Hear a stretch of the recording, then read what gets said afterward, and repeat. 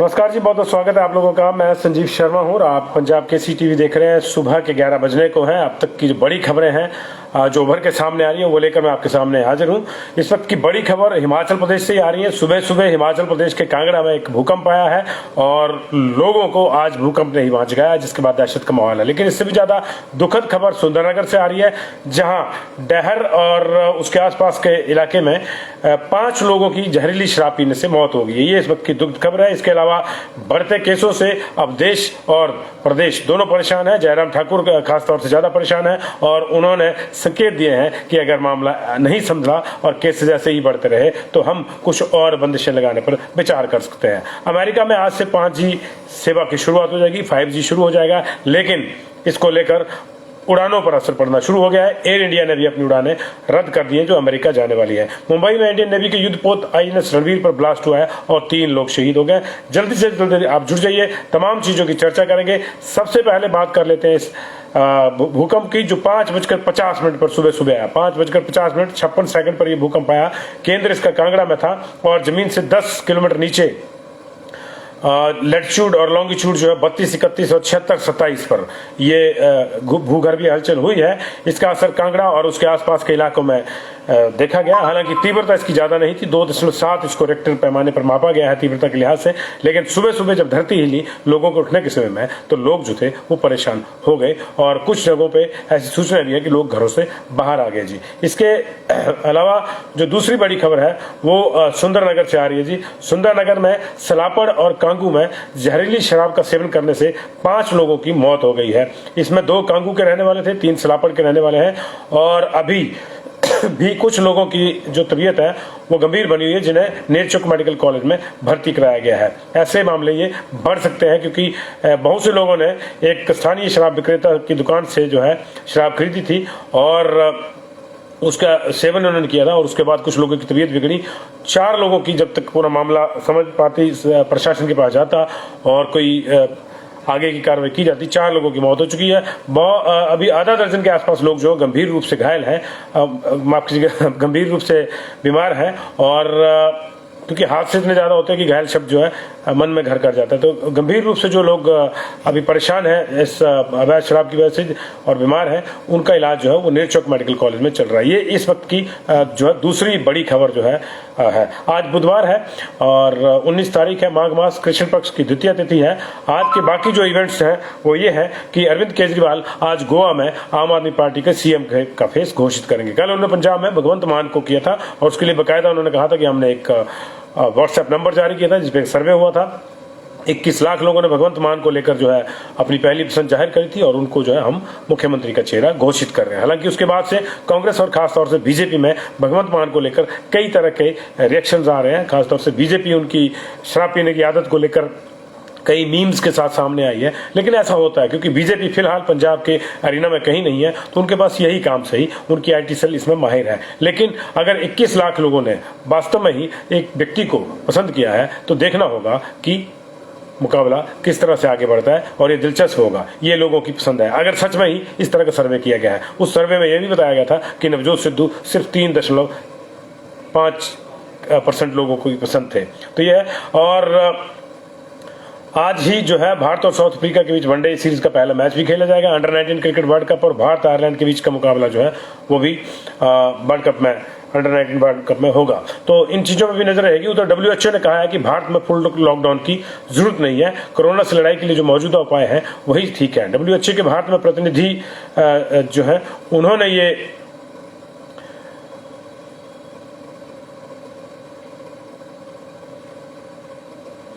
ये बयान दिया है और उन्होंने कहा है कि अभी फिलहाल जो मौजूदा उपाय है वो असरदार है क्योंकि ओमिक्रॉन जो है वैक्सीनेशन के बाद उतना ज्यादा प्रभावी नहीं है, लेकिन ख्याल लोगों को रखना होगा। लेकिन ख्याल की दूसरी स्थिति यह है कि देश में लगातार केसेस बढ़ते जा रहे हैं। 2-3 दिन का हल्का सा स्लंप आने के बाद एक बार फिर से एक्टिव केसेस में 18% की जो है वो वृद्धि हुई है।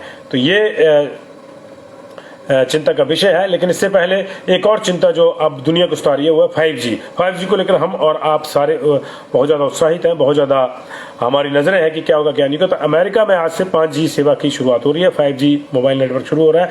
लेकिन इसके चलते जो एयर इंडिया ने अपनी उड़ानें रद्द कर दी गई हैं और यही नहीं, हजारों और उड़ानों की भी प्रभावित होने की शंका है। एयर इंडिया ने बाकायदा इसकी जानकारी अपनी वेबसाइट पे दी है कि कुछ उसने उड़ानें जो अमेरिका की वो निरस्त कर दी हैं। दरअसल 5G तकनीक से एयरलाइंस की फ्रीक्वेंसी में बाधा आने की प्रॉब्लम जो है वो सामने हम लोग फेस कर रहे हैं। आशंका है कि इससे उसमें ज़्यादा दिक्कत होगी।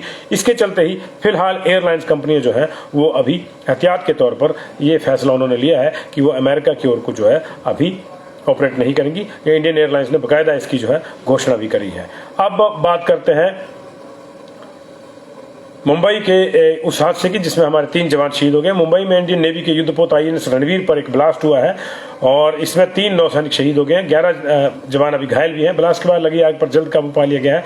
जहाज को बहुत ज्यादा नुकसान नहीं हुआ है, लेकिन 3 जवान जो है वो शहीद हो गए हैं। ये तटीय इलाकों में ऑपरेशनल तैनाती थी इसकी और इसे बेसपोर्ट पर लौटना था, लेकिन ये विस्फोट हुआ है। किस चीज को लेकर हुआ, किस चीज को ले नहीं, इसकी जांच अभी होगी। जांच नेवी करेगी। हालांकि केस जो है वो कोलाबा पुलिस जो है मुंबई की उन्होंने दर्ज किया है। तो ये मुंबई से एक दुखद खबर आ रही थी। दुखद खबर सुंदरनगर से भी आई है। अब कोविड की बात करते हैं। बीते दिनों की अगर बात करें तो देश में 2,80,000 पिछले 24 घंटे में 2,80,218 नए केस मिले हैं और इस दौरान 1,87,215 लोग ठीक भी हुए हैं। 436 लोगों की मौत हुई है। मौतों का आंकड़ा धीरे धीरे बढ़ रहा है, लेकिन रिकवरी जो है वो कल कम हुई है। इसके चलते 18% बढ़ोतरी जो है वो टोटल ओवरऑल जो हमारे एक्टिव केसेज है उसमें देखी गई है और एक्टिव केस बढ़े हैं। दिल्ली में हालांकि ये घटे हैं, लेकिन ओवरऑल देश में जो है बढ़े हैं और 17 लाख के ऊपर जो है मामला पूरे देश का इस वक्त चला गया है। 18,31,000 मरीजों का जो है अभी इस समय इलाज चल रहा है। तो ये देश के आंकड़े थे। दुनिया के आंकड़ों की अगर बाकी देश के दूसरे राज्यों के आंकड़ों की बात करें तो हिमाचल प्रदेश की भी स्थितियां अच्छी नहीं है। हिमाचल प्रदेश में बीते दिन 3234 नए केस आए हैं। 3238 केस जो है बाइंड अप हुआ। 3238 केस आए हैं। इसमें से 7 लोगों की मौत भी हुई है और 3 नए मामले जो है ओमिक्रॉन के कल आए थे। 24 घंटे के भीतर 5 नए मामले ओमिक्रॉन के आगे थे। अधिकांश जो दिक्कत है वो है शिमला में, सोलन में, कांगड़ा में और हमीरपुर में। इसके अलावा बाकी जिलों के हालात भी खराब है, लेकिन ये जिले कुछ ज्यादा परेशानी में है। कल बिलासपुर में 129 केस आए, चंबा में 80, हमीरपुर में 266, कांगड़ा में 594, किन्नौर में 34, कुल्लू में 126, लाहौल स्पीति में 9, मंडी में 439, सिरमौर में 256, सोलन में 461, ऊना में 200 और सबसे ज्यादा केसेस शिमला में 644 आए। 7 लोगों की मौत हो गई थी। उनमें से जो है 2 लोगों की मौत सोलन में हुई है, 2 की शिमला में हुई है, 1 की ऊना में, 1 की सिरमौर में और 1 की हमीरपुर में हुई है। ये केसेस एकदम से जिस तरह से बढ़े हैं क्योंकि कल पहली बार 3rd वेव के दौरान जो है 15,000 से ऊपर हमारे जो है वो टेस्ट हुए थे और इन केसेस के एकदम बढ़ने के बाद से सरकार भी दबाव में है। जो सरकार 3-4 दिन पहले फर्म थी कि हमें और बंदिशें नहीं लगानी है, उसका अब जो कॉन्फिडेंस है वो डोल रहा है।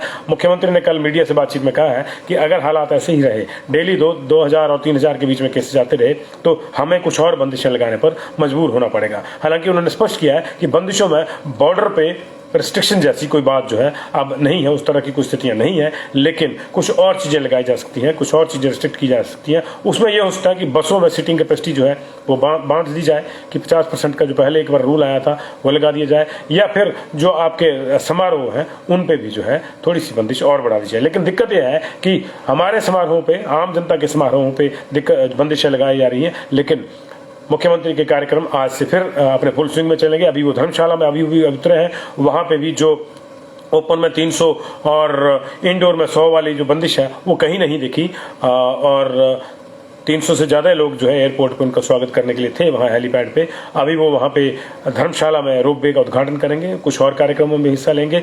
लेकिन बात वही है कि सब जगह के लिए ये चीज़ें, सारे नियम बराबर होने चाहिए, आम आदमी के लिए भी और नेताओं के लिए भी। इसलिए हम लोग जो है हिम्मत करके कहते हैं कि अगर माननीय मुख्यमंत्री के कार्यक्रम में 300 से ज़्यादा लोग आ रहे हैं तो आम आदमी को सरकार कैसे कह सकती है कि उनके कार्यक्रम में 300 से ज़्यादा लोग ओपन में और 100 से ज़्यादा लोग जो है इंडोर में नहीं आए। उसका भी तो अपना समारोह है, उसके लिए भी वो उतना इंपॉर्टेंट है जितनी सरकार के लिए जो है उसकी रैलियां इंपॉर्टेंट है। मुख्यमंत्री ने रैलियां कैंसिल कर दी थी, हमने साधुवाद दिया था, लेकिन रैलियां फिर से शुरू हो गई हैं, चिंता का विषय है। और वो भी उस जिले में आज उनका कार्यक्रम है जो जिला तमाम रिकॉर्ड तोड़ रहा है। 2000 से ऊपर कांगड़ा में इस समय एक्टिव केसेज है। कल भी 594 नए आए हैं, हालांकि 200 केस ही बड़े थे, कल 394 ठीक भी हुए थे कांगड़ा में, लेकिन चिंताएं तो जनाब बनी हुई है। और जिन चिंताओं में मुख्यमंत्री डूबे हैं उनमें एक हिस्सा इस जिले का भी है और सबसे बड़ा हिस्सा इसी जिले का है। तो ये मामला है और यही वजह है कि अभी मुख्यमंत्री ने कल, हमने आपको सवेरे ही कल खबर दे दी थी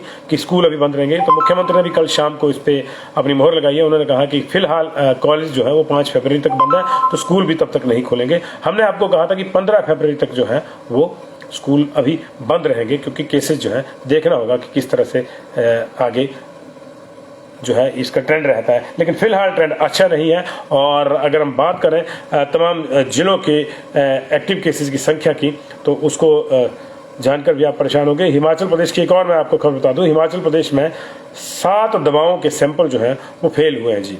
7 दवाओं के सैंपल फेल हो गए हिमाचल प्रदेश में।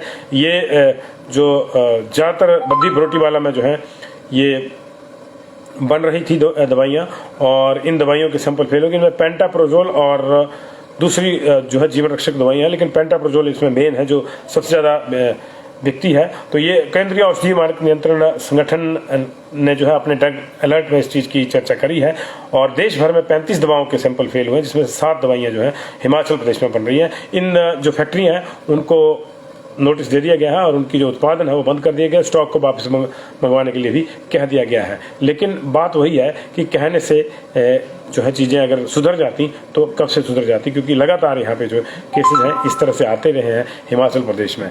अगर हम बात करें पूरे प्रदेश के सिनेरियो की, जो आपको एक मैं छोटा सा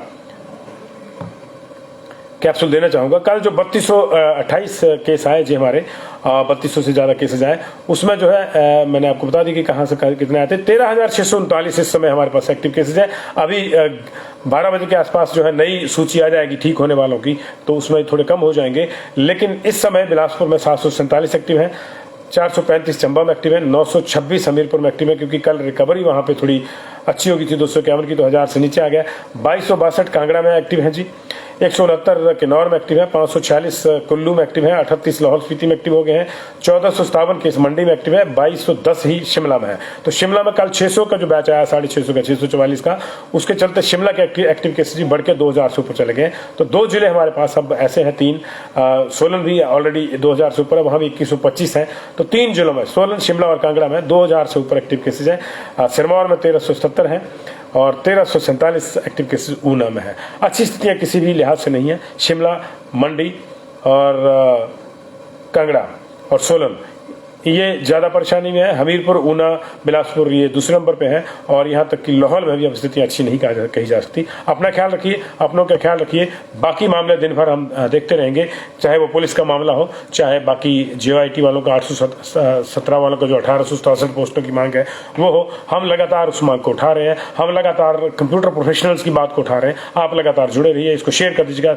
दिन भर दूसरी तमाम खबरों के साथ पेज पे भी रहेंगे। जिन लोगों को नोटिफिकेशन नहीं जाती उनसे मेरा आग्रह है एक बार फिर से कि हमारा पेज फ्रेश नए सिरे से लाइक कर दीजिएगा, और YouTube पे अगर आप हमें देखते हैं तो बेल आइकन दबा दीजिए, सब्सक्राइब कीजिएगा। तमाम खबरें जैसे ही हम लोग लाइव होंगे आप तक पहुंचेंगी। Thank you.